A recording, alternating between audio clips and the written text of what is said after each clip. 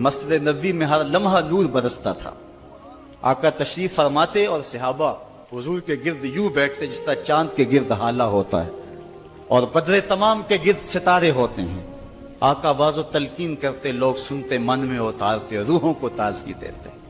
ایک چھوٹا سا بچہ ہے جو ننھے ننھے پاؤں سے چل کے مسجد نبوی میں پہنچ جاتا ہے، نام اس کا عمیر ہے، بمشکل سے بولنا سیکھا ہے اس نے۔ آقا کریم علیہ السلام کی خدمت میں کبھی وہ اپنے چچا جلاس بن سوید کے ساتھ جاتا ہے، کبھی وہ اکیلا بھی چلا جاتا ہے۔ ایک دن اس کا چاچا نہیں گیا لیکن بچہ گیا اور حضور کی بات سنی۔ آقا کریم نے آخرت کے بارے میں، قیامت کے بارے میں نقشہ بیان کیا۔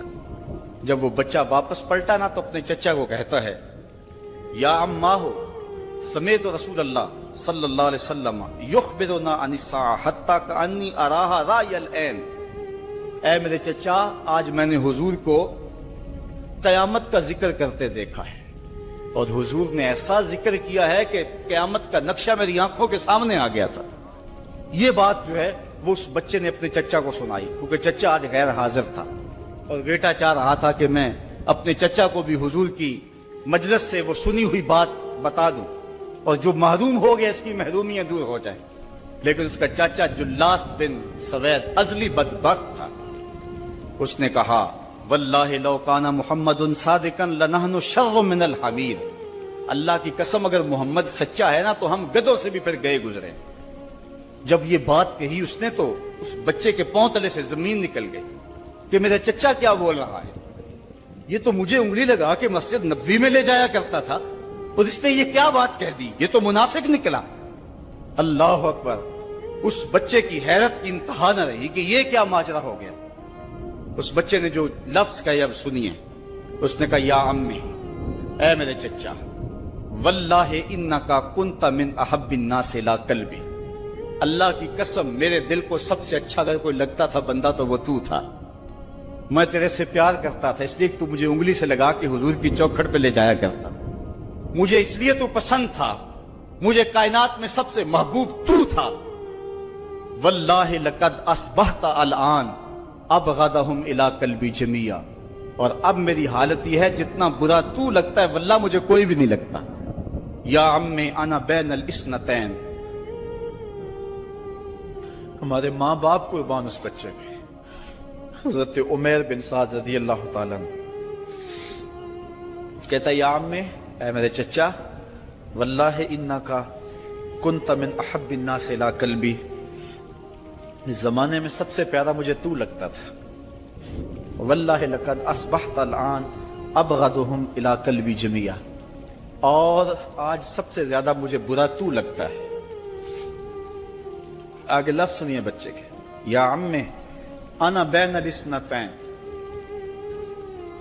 چچا جی، اب میں ایسے دو راہے پہ کھڑا ہو گیا ہوں، دو راستے جاتے ہیں۔ ایک راستہ تو میرے لیے یہ ہے، اما ان اخون اللہ و رسولہ فلا اخبر الرسول۔ ایک راستہ تو یہ ہے کہ میں اللہ اور اس کے رسول سے خیانت کروں اور جو تیری بات ہے وہ رسول اللہ کو نہ بتاؤں۔ ایک تو یہ راستہ ہے کہ میں حضور سے خیانت کروں، اللہ سے بھی خیانت کروں، اور جو تو نے کہا ہے، جو تو نے بدتمیزی کی ہے، میں وہ بات حضور کو نہ بتاؤں۔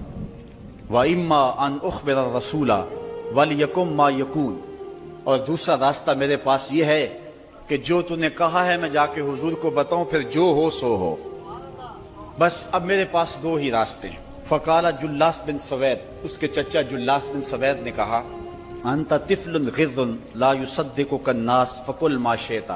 تو نا سمجھ سا بچہ ہے، چھوٹا سا بچہ ہے، تیری بات کس نے ماننی ہے، جا جو جی چاہتا ہے کہہ لے۔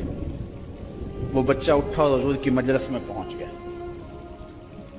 حضور کی چوکھٹ پہ حاضر ہوا، اور وہ بچہ کیا کہتا ہے، صاحبو ان کانوں سے نہیں، ان جملوں کو دل کے کانوں سے سننا ہے، اور اس دعا کے ساتھ اللہ ہماری نسل کو بھی حضور کا ایسا پیار دے، حضور کی محبتیں دے۔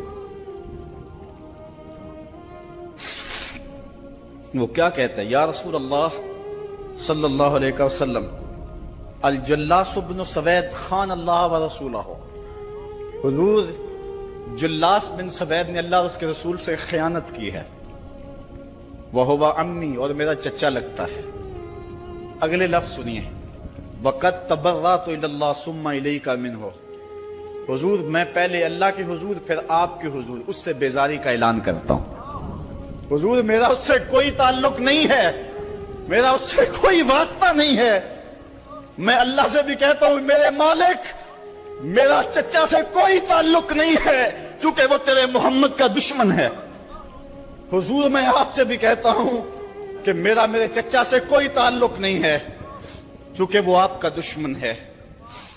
کالا وماذا قال، حضور نے فرمایا بچے اس نے کیا کہا ہے؟ بچے نے ساری کہانی سنا دی کہ میں نے آپ کی تقریر سنی، آپ کی گفتگو سنی اور جا کے بتائی تو اس نے کہا کہ اگر وہ سچے ہیں تو پھر تو ہم گدھوں سے بدتر ہو گئے۔ حضور نے صحابہ کو بلایا، کہا کہ یہ واقعہ پیش آیا ہے، بتاؤ کیا کریں۔ صحابہ نے عرض کی ھذا طفل صغیر لا تصدقه فهو لا یعی ما یقول والجلاس بن سوید یصلی معنا وهو شیخ کبیر وعاقل، حضور یہ بچہ چھوٹا ہے، کم عقل ہے، کم سمجھ ہے، یہ تو اپنی بات بھی نہیں صحیح طرح سمجھ سکتا، جو کہتا ہے تو وہ بھی نہیں جانتا، اور جلاس بن سوید بڑی عمر کا آدمی ہے، ہمارے ساتھ نمازیں پڑھتا ہے اور عاقل شخص، تو آپ اس بچے کی بات کی پرواہ نہ کیجیے اور اس کی خبر کی تصدیق نہ کیجیے۔ ادھر جلاس بن سوید کو جب پتا چلا تو اس نے بھی قسمیں کھانی شروع کر دی کہ میں نے تو کوئی بات کہی نہیں ہے، ایک چھوٹے سے بچے نے جا کے ویسے ہی بات کر دی۔ تو حضور نے اس بچے کی بات کو نظر انداز کیا صحابہ کے کہنے پہ۔ اب اس بچے نے جب دیکھا کہ میری بات حضور نے قبول نہیں کی ہے تو اس نے جھولی پھیلا لی اور آسمان کی طرف دیکھ کر کے کہا اللہم ان کنت صادقا فصدقنی وان کنت کاذبا فکذبنی، اے اللہ اگر میں جھوٹا ہوں تو مجھے جھوٹا کر دے اور اگر میں سچا ہوں تو میری سچائی کا اعلان کر دے۔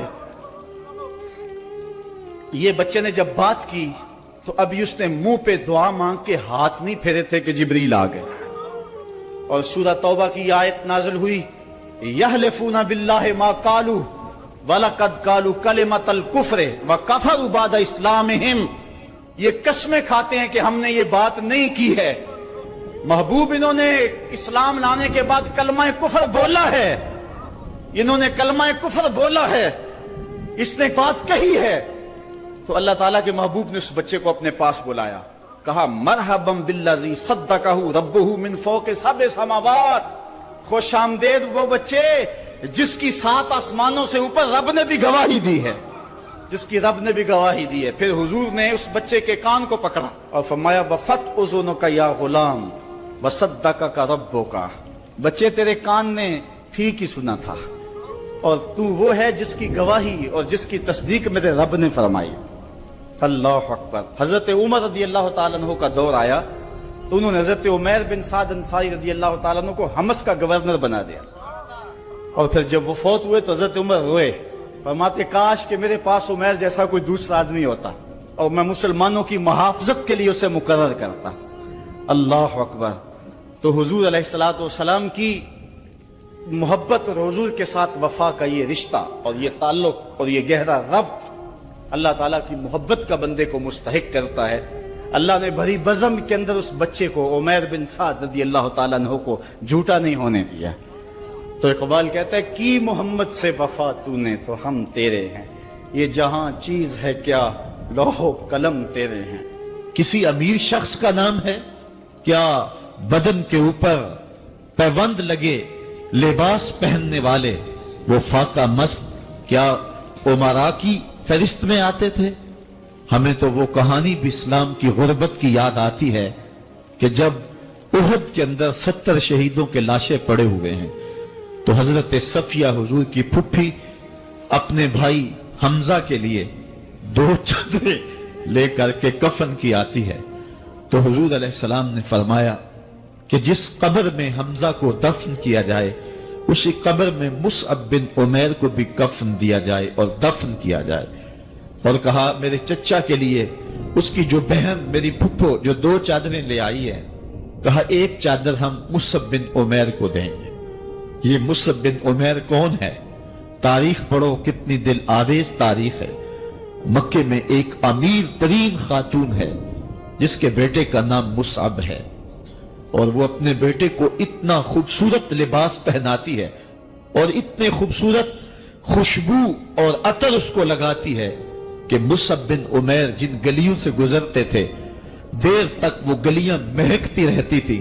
لوگ کہتے تھے یہاں سے مصعب گزر کے گیا ہوگا اس لیے یہ گلیاں مہک رہی ہیں۔ اچھا، پھر مصعب پہ نظر پڑتی ہے میرے محمد عربی کی، تو مصعب بن عمیر حضور کی زلفوں کا اسیر ہو جاتا ہے۔ ماں کافرہ ہے، جب پتہ چلتا ہے تو اس کا لباس بھی چھین لیتی ہے، سہولتیں اور آسودگیاں بھی واپس لے لیتی ہے۔ پھر وہ وقت بھی آیا کہ مصعب بن عمیر حبشہ کی جانب ہجرت کر جاتے ہیں۔ مکے کے حالات کچھ تھوڑے سے خوشگوار نظر آئے تو وہ حبشہ سے واپس مکے جب پلٹے تو ان کے بدن پہ جو چادر تھی وہ جگہ جگہ سے پٹی ہوئی تھی۔ میرے آقا کریم علیہ السلام نے دیکھا تو حضور کی آنکھوں میں آنسو ٹپکنے لگے۔ کہا یہ وہی مصعب ہے جو اتنا خوش پوش نوجوان تھا کہ میں نے پورے مکے میں اس سے خوبصورت لباس پہننے والا کوئی دوسرا شخص نہیں دیکھا، اور آج میرے مصعب کو پہننے کے لیے جو چادر میسر ہے وہ بھی جگہ جگہ سے پٹی ہوئی ہے۔ یہ اسلام کی غربت کی کہانی ہے، اور آج احد میں یہی مصعب بن عمیر شہید ہو جاتے ہیں اور ان کے لیے کفن بھی دستیاب نہیں ہے۔ حضور نے کہا جو میرے چچا کے لیے 2 چادریں لائی ہیں ان میں سے ایک کا کفن مصعب کو دے دو نا، اور دوسری چادر سے کفن میرے چچا کو دے دیا جائے۔ اچھا، حضرت مصعب کے لیے بڑی چادر رکھ دی گئی، اور حضرت امیر حمزہ کے لیے جو چادر تھی وہ چھوٹی تھی، اگر سر ڈھانپتے تھے تو پاؤں ننگے ہو جاتے، اگر پاؤں ڈھانپتے تھے تو سر ننگا ہو جاتا۔ حضور نے فرمایا میرے چچا کا سر ڈھانپ دو اور پاؤں کے اوپر اذخر نامی گھاس ڈال دو۔ میں یہ اسلام کی غربت کی کہانی تمہیں سنا رہا ہوں، جب میرے رسول کے چچا کے لیے پورے کفن کا ٹکڑا بھی دستیاب نہیں تھا، اسلام اس وقت بھی عزت پا گیا تھا، اسلام اس وقت بھی ذلیل نہیں تھا، اسلام اس وقت بھی سربلند تھا، اور اسلام اس وقت بھی عزتوں کی مسند پہ تھا۔ یہ اسلام کا وہ دور ہے کہ جب حضور مسجد نبوی سے باہر نکلتے ہیں تو آگے حضرت عمر و ابو بکر رضی اللہ تعالی عنہما کھڑے ہیں، چہرے کے اوپر عجیب اداسی ہے۔ کہا عمر، ابو بکر اس وقت کیوں کھڑے ہو؟ عرض کی حضور بھوک نے گھر میں ٹکنے نہیں دیا، ہم نے چاہا حضور کا چہرہ دیکھ لیں تو کچھ پیاس بجھ جائے، کچھ بھوک مٹ جائے۔ حضور نے فرمایا میرا حال بھی یہی ہے، جس چیز نے تجھے گھروں سے نکالا ہے وہی چیز مجھے گھر سے نکال لائی ہے۔ چلتے ہوئے حضرت ابو ایوب انصاری کے گھر کے قریب سے گزرے،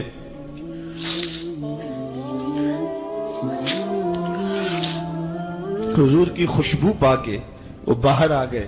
عرض کی بندہ نواز آج میرے مہمان نہیں بنتے؟ حضور نے کہا تمہاری مرضی۔ گھر لے گئے، چٹائی بچھائی، حضور کو بٹھایا، گھر والوں کو بکری کا بچہ ذبح کر کے دیا، کہا جلدی جلدی کھانا تیار کرو، میرے آقا کو بھوک لگی ہوگی۔ یہ کہہ کے واپس آئے، حضور کے پاس بیٹھے، نظر چہرے پہ پڑی تو گھبرا گئے۔ نکاحت کے آثار اتنے واضح تھے کہ سمجھ آ رہی تھی کتنے دنوں سے حضور نے کچھ نہیں کھایا۔ اٹھ کے باغ میں چلے گئے، کھجوروں کا خوشہ توڑا، حضور کے سامنے رکھا، کہا بندہ نواز جب تک کھانا تیار نہیں ہوتا یہ کھجوریں تناول فرمائیں۔ تھوڑی دیر کے بعد کھانا دسترخوان پہ لگ گیا، حضور سے عرض کی گئی حضور آئیں کھانا تناول کر لیں۔ حضور نے دسترخوان پر تشریف فرما ہو کر کے حضور نے کپڑا اٹھایا تو حضور نے جب دیکھا کہ کھانا ہے تو حضور نے ایک روٹی لی اور چند بوٹیاں اٹھائیں اور ایک خادم کو بلا کر کے کہا جاؤ ہمارے گھر دے آؤ، میری بیٹی فاطمہ کتنے دنوں سے بھوکی، کہا جاؤ ہمارے گھر دے آؤ، میری فاطمہ کتنے دنوں سے بھوکی بیٹھی ہوئی ہے۔ مال کے کونین ہیں گو پاس کچھ رکھتے نہیں، دو جہاں کی نعمتیں ہیں ان کے خالی ہاتھ میں۔ آپ کو پتا ہوگا کہ جب میرے رسول کا انتقال ہوا ہے، حضور کا وصال ہوا ہے، تو حضور کی ایک زرہ ایک یہودی کے گھر میں گروی رکھی ہوئی تھی. حضور نے زرہ رکھ کر کے اس سے قرض لیا ہوا تھا. یہ اسلام کی غربت کی کہانی ہے. اور پھر اللہ نے اسلام کو امارت کے رنگ بھی دیے. اور تمہیں کہانی سناؤں. حضرت عدی بن حاتم روایت کرتے ہیں, صحیح بخاری میں روایت ہے. یہ حاتم تائی کے بیٹے ہیں. کہتے ہیں میں حضور کی خدمت میں حاضر ہوا. ایک شخص آیا, کہنے لگا حضور غربت نے میرا برا حال کر دیا ہے. اور اس نے شکایت کی, غربت کی, پسماندگی کی اور اپنی معاشی بدحالی کی. پھر ایک شخص آیا, کہنے لگا حضور میرے پاس دولت تو ہے لیکن میں نے جس منزل پہ جانا ہے راستہ پر خطر ہے, تو میرے لیے کیا حکم ہے کہ میں کیسے راستہ طے کروں. تو یہ دو لوگوں نے یہ باتیں کی. تو حضرت عدی کہتے ہیں کہ حضور نے روح سخن میری جانب موڑا اور میری جانب مخاطب ہو کے کہا عدی تو نے ہیرا دیکھا ہے؟ عدی کہتے ہیں میں نے عرض کی حضور دیکھا نہیں, سنا ہے. ہیرا یہ شہر ہے عراق کا. تو حضور نے فرمایا عدی تو نے ہیرا دیکھا ہے؟ میں نے کہا نہیں حضور دیکھا نہیں, اس کا تذکرہ سنا ہے. فرمایا عدی اگر اللہ تجھے زندگی کی مہلت دے تو ہیرا سے ایک خاتون چلے گی, تو اپنی آنکھوں سے دیکھے گا اور مکے تک پہنچے گی اور اللہ کے گھر کعبہ کا طواف کرے گی اور اس کو ہیرا سے لے کر کے مکے تک اللہ کے علاوہ کسی کا ڈر نہیں ہوگا. کہتے ہیں کہ میں نے دل میں کہا کہ پھر بنو طے کے ڈاکو مر گئے ہوں گے جنہوں نے عرب کے اوپر روب ڈال رکھا ہے, تو وہ تو پھر ختم ہو گئے ہوں گے. کہتے ہیں میں بھی سوچ ہی رہا تھا کہ حضور نے مزید میری حیرت میں اضافہ کرتے ہوئے کہا عدی اگر تجھے اللہ نے زندگی کی مہلت دی تو تو دیکھے گا کہ کسرا کے خزانے تیری جھولی میں ہوں گے. تو اس دور کی سپر طاقت تھی. میں نے کہا حضور کسرا بن ہرمز؟ حضور نے فرمایا ہاں کسرا بن ہرمز. کہتے ہیں کہ حضور نے پھر فرمایا عدی اگر تو زندگی پائی تو تو وہ دن بھی دیکھے گا کہ ایک شخص زکوٰۃ کی رقم لے کر کے, زکوٰۃ کی چاندی لے کر کے, زکوٰۃ کا سونا لے کر کے نکلے گا اور اس کو کوئی زکوٰۃ کا مستحق ہی نہیں ملے گا. حضرت عدی بن حاتم کہتے ہیں کہ پھر میں نے وہ منظر اپنی آنکھوں سے دیکھا کہ ہیرا سے خاتون چلی اور مکے تک پہنچی اور امن ایسا تھا کہ اس کو اللہ کے علاوہ کسی کا ڈر نہیں تھا. پھر وہ لمحے بھی میں نے دیکھے کہ کسرا بن ہرمز کے خزانے مسجد نبوی کے باہر پڑے ہوئے ہیں. تو کہتے ہیں تیسری چیز میں دیکھ نہ سکا اور میں نے لوگوں کو کہا کہ یہ میں تو نہیں دیکھ سکا, میری شاید زندگی وفا نہ کرے, اور اگر تمہاری زندگی وفا کرے تو تم دیکھنا میرے آقا نے جو فرمایا تو دو باتیں تو پوری ہو گئی ہیں اور تیسری بات تم دیکھ لو گے. حضرت یحییٰ بن سعید فرماتے ہیں کہ حضرت عمر بن عبدالعزیز کا زمانہ تھا اور انہوں نے مجھے افریقہ کی جانب زکوٰۃ وصول کرنے کے لیے بھیجا. میں وہاں سے زکوٰۃ وصول کی اور پھر میں زکوٰۃ لینے والے مستحقین کو ڈھونڈنے لگا. تو کہتے مجھے کوئی مستحق نہ ملا. پھر میں غلام پکڑتا اور اس کے پیسے دے کے اس کو آزاد کرواتا چلا جاتا. حضرت عمر بن عبدالعزیز کا زمانہ ہے کہ گورنر ہے عراق کا. وہ حضرت عمر بن عبدالعزیز کو لکھتا ہے کہ اتنی رقم ہے, اس کا کیا کرنا ہے. تو عمر بن عبدالعزیز کہتے ہیں رقم لے کے یہاں نہ آنا, وہاں عراق کے لوگوں میں بانٹ دو, جو زکوٰۃ کے مستحق ہیں ان کو تقسیم کر دو. تو گورنر لکھتا ہے جو مستحق ہے ان کو دے دی, اب کوئی مستحق نہیں رہا تو میں کیا کروں. تو حضرت عمر بن عبدالعزیز کہتے ہیں جو مقروض ہیں ان کا قرض اتار دو. تو کہتے ہیں کہ ہاں قرض بھی میں نے اتار دیا ہے, رقم پھر بھی بچ رہی ہے, کیا کروں. تو حضرت عمر بن عبدالعزیز نے پھر لکھا جو شخص شادی کرنا چاہتے ہیں ان کا حق مہر ادا کر دو. میں نے کہا کہ وہ بھی کر دیا ہے, رقم پھر بھی بچ گئی, اب کیا کروں.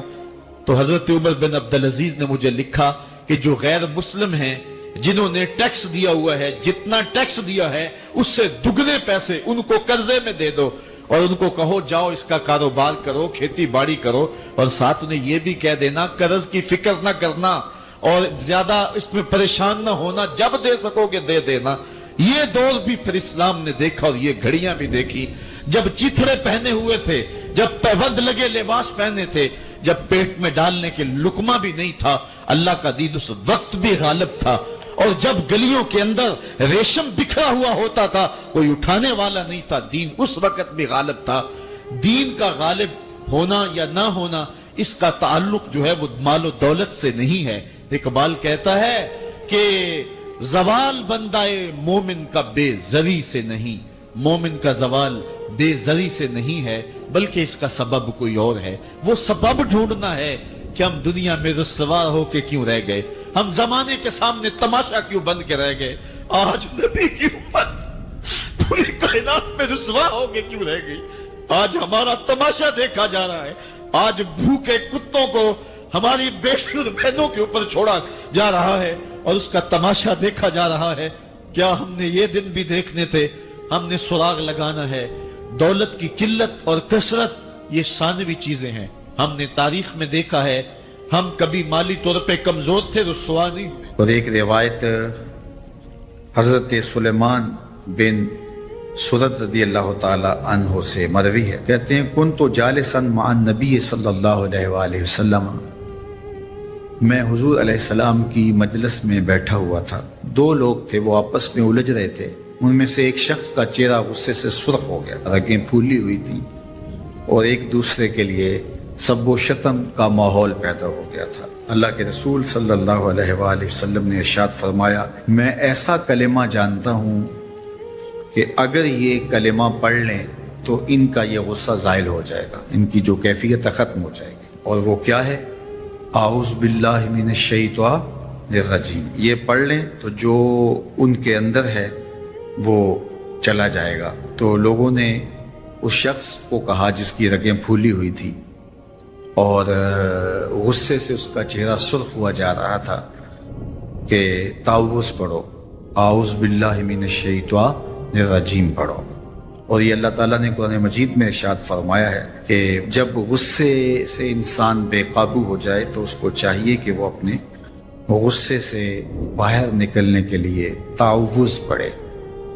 ایک روایت میں ہے اللہ کے محبوب نے ارشاد فرمایا، تم میں سے اگر کوئی شخص غصے میں آئے تو وہ خاموش ہو جائے، تو خاموشی سے غصے کا لیول نیچے آنا شروع ہو جائے گا۔ اور ایک روایت میں ارشاد فرمایا، جب تم میں سے کوئی شخص غصے میں ہو تو وہ کھڑا ہوا ہو تو وہ بیٹھ جائے، اور اگر اس کا غصہ اس سے زائل ہو گیا تو ٹھیک، ورنہ لیٹ جائے۔ یعنی اگر وہ کھڑا ہو تو بیٹھ جائے، اور اگر بیٹھنے کے باوجود بھی غصہ ختم نہیں ہونے پا رہا تو لیٹ جائے، خاموش ہو جائے، تعوذ پڑھے اور بیٹھ جائے یا پھر لیٹ جائے۔ تو یہ چار صورتیں غصے کو کم کر دیتے ہیں۔ تو غصے کو نافذ کرنے کی بجائے کوشش کرنی چاہیے کہ غصہ جو ہے وہ فروغ ہو جائے، چونکہ غصے میں انسان ایسے امور کر لیتا ہے کہ بعد میں اس کو سخت پچھتاوا ہوتا ہے۔ تو ایک شخص نے حضور سے کہا کہ حضور مجھے کوئی وصیت کیجئے۔ حضور نے اسے ارشاد فرمایا کہ تو غصہ نہ کیا کر۔ اس نے پھر کہا مجھے وصیت کیجئے، تو آقا کریم نے پھر فرمایا غصہ نہ کیجئے۔ اس نے پھر کہا، یہ بات ایک بار نہیں، اس نے کئی بار حضور سے پوچھی۔ وہ کوئی اور وصیت طلب کرنا چاہ رہا تھا کہ یہ تو ٹھیک ہے، کچھ اور وصیت بھی کیجئے۔ اس سے ایک تو اس شخص کی ذاتی صورتحال ایسی ہوگی، اور دوسری یہ ہے کہ اس نصیحت کی اہمیت کے پیش نظر کہ غصہ جب انسان کو آتا ہے تو وہ مغلوب ہو جاتا ہے اور بہت غلط فیصلے کر بیٹھتا ہے، اس لیے بار بار ایک نصیحت پر تاکید کرنا اور اس کا تکرار کرنا اس امر کی طرف توجہ دلاتا ہے کہ ہمیں معاملات کے اندر بہت معتدل رہنے کی ضرورت ہوتی ہے۔ جو شخص غصے کو نافذ کرنے کی طاقت رکھتا ہے، ایک تو ہوتا ہے کہ بندہ غصے سے خود اپنے آپ کو بے چین کرے گا، لیکن اپنے غصے کو نافذ نہیں کر سکتا، غصہ نکال نہیں سکتا، خود پیچ و تاب کھائے گا۔ لیکن یہ وہ شخص ہے جو غصے کو نافذ کر سکتا تھا، اس کے پاس طاقت تھی، لیکن اس نے اس کے باوجود غصے کو ضبط کیا۔ حضور علیہ السلام نے ارشاد فرمایا، قیامت کے دن اللہ تعالیٰ لوگوں کے سامنے اسے بلائے گا تو اللہ تعالیٰ اسے اختیار دے گا کہ جنت کی حوروں میں سے جس کے ساتھ تم نکاح کرنا چاہتے ہو، جس کے ساتھ تم رہنا چاہتے ہو، تمہیں اس کا اختیار دیا گیا ہے، اس لیے کہ تم نے اپنے غصے کو ضبط کیا، اس کو نافذ کرنے کی طاقت کے۔ یہ بھی ہوتا ہے کہ کسی کو کسی عمل خیر کی توفیق ہو جاتی ہے تو وہ اس پر اللہ کا شکر کرنے کی بجائے دوسرے لوگوں کو جو فی الحال اس توفیق سے محروم ہیں حقارت کی نظر سے دیکھنا شروع کر دیتا ہے۔ بعض اوقات کسی کو نماز پڑھنے کی توفیق مل گئی تو وہ بے نمازیوں کو حقارت کی نظر سے دیکھنا شروع کر دیتا ہے، تو یہ اس کے عمل کا عجب اس کے عمل کو برباد کر دیتا ہے۔ اگر اللہ نے آپ کو خیر کی توفیق عطا کی تو آپ ان لوگوں کو خیر کی طرف لانے کی کوشش میں لگ جائیں جو خیر کی راہ پہ نہیں ہیں۔ بے نمازیوں کو نماز کا عادی بنانے کے لیے آپ کی جد و جہد شروع ہو جانی چاہیے کہ یہ خیر مجھے نصیب ہوا تو اس کو بھی نصیب ہو جائے، نہ یہ کہ آپ کسی کو حقارت کی نظر سے دیکھیں اور خود پسندی کے مرض میں مبتلا ہو جائیں کہ دیکھو میں نمازی ہوں اور میرے پاس یہ ہے اور فلاں کے پاس یہ نہیں ہے۔ تو اس پر اللہ کا شکر ادا ضرور کیجئے کہ اللہ نے مجھے توفیق عطا کی، لیکن کسی کو حقیر جاننے کی بجائے اس کو خیر کی راہ پہ لانے کی کوشش کریں، تو یہ آپ کے صالح اعمال کی قبولیت کا ذریعہ بن جائے گا۔ نہیں تو اگر ریا شامل ہو گئی تو عمل برباد، اگر تکبر آ گیا تو اللہ کو تو پسند ہی نہیں، اگر عجب پیدا ہو گیا تو عمل کا نتیجہ آپ کو نصیب بھی نہیں ہو سکے گا۔ اس لیے عمل خالص ہو، صرف رضائے الہی کے لیے ہو، وہ عمل مرد نے کیا ہے یا عورت نے کیا ہے اس سے غرض نہیں ہے، شرط ہے کہ ایمان کے ساتھ اس نے صالح اعمال کا ذخیرہ جمع کیا ہے تو اس کو اللہ تعالیٰ جل شانہ ستھری، پاکیزہ، مطمئن اور خوبصورت زندگی عطا کرتا۔ اب وہ خوبصورت زندگی حیات طیبہ کیا ہے تو سنیے، حضرت سعید بن جبیر رضی اللہ تعالیٰ عنہ فرماتے ہیں کہ حیات طیبہ سے مراد الرزق الحلال ہے۔ اللہ جل شانہ جس کو پاکیزہ اور ستھری زندگی عطا کرتا ہے اس کو رزق حلال عطا کرتا ہے۔ حلال رزق کا نصیب ہو جانا ایک خوبصورت زندگی کا نصیب ہو جانا ہے، کیونکہ حلال میں طمانیت رکھی گئی ہے۔